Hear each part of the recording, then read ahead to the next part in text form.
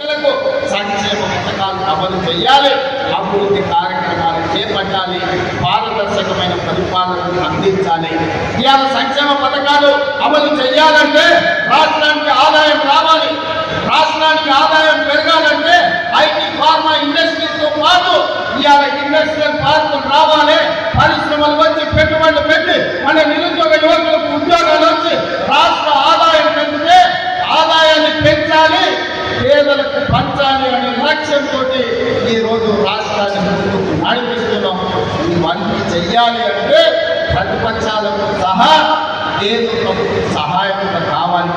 అందుకే ప్రతిపక్ష నాయకులు నేను విజ్ఞప్తి చేస్తున్నా, రండి శాసనసభకు మాట్లాడండి, మీ 40 ఏళ్ల రాజకీయ అనుభవాన్ని మాకు సూచనలు ఇవ్వండి, ఎక్కడైనా మేము తప్పు చేస్తే సరిదిద్దుకోవడానికి మాకు సూచన చేయండి. మీరు అధికారం ఉంటేనే వస్తారు, లేకపోతే నేను పోయి పాపంలో పడుకుంటానంటే ప్రజలే ఆలోచించి విచక్షణ పడి ప్రజలే నిర్ణయం తీసుకుంటారు. ఇవాళ మేము 10 ఏళ్ళు ప్రతిపక్షంలో ఉన్నాం, ఎమ్మెల్యేగా ఉన్నా, ఎమ్మెల్సీగా ఉన్నా, 20 ఏళ్ళ నుంచి నేను జడ్పీటీసీగా పనిచేసిన, ఎమ్మెల్సీగా పనిచేసిన, 2 సార్లు ఎమ్మెల్యేగా పనిచేసిన, ఒకసారి ఎంపీగా పనిచేసిన. ఈ 20 ఏళ్ళలో ఎన్నడూ నేను అధికారంలో లేదు, కానీ ఏ ఒక్క రోజు సెలవు తీసుకోలేదు.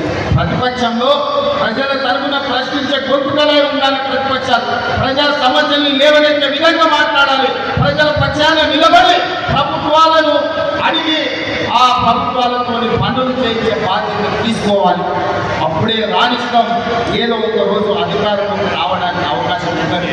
20 ఏళ్ళు ప్రతిపక్షంలో నిలబడి జడ్పీటీసీగా, ఎమ్మెల్సీగా, ఎమ్మెల్యేగా, ఎంపీగా, కాంగ్రెస్ పార్టీ అధ్యక్షుడిగా పనిచేసిన కాబట్టి ప్రజలు నిండు మనసులోని ఆశీర్వదించి 92 లక్షల మంది ఓటు వేసి తెలంగాణ రాష్ట్ర ముఖ్యమంత్రిగా ఈ రోజు బాధ్యత ఇచ్చిండు.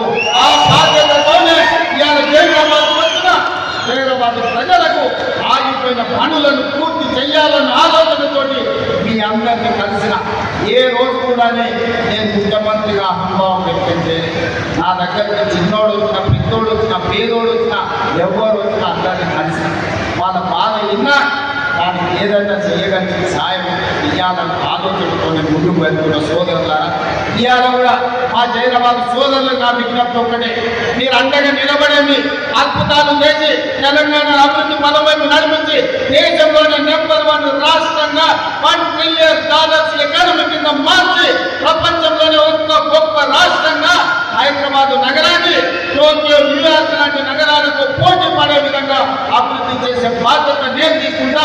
మీ రీజనల్ రింగ్ రోడ్ కావచ్చు, మెట్రో రైలు కావచ్చు, మూసీ నది కావచ్చు, భారత్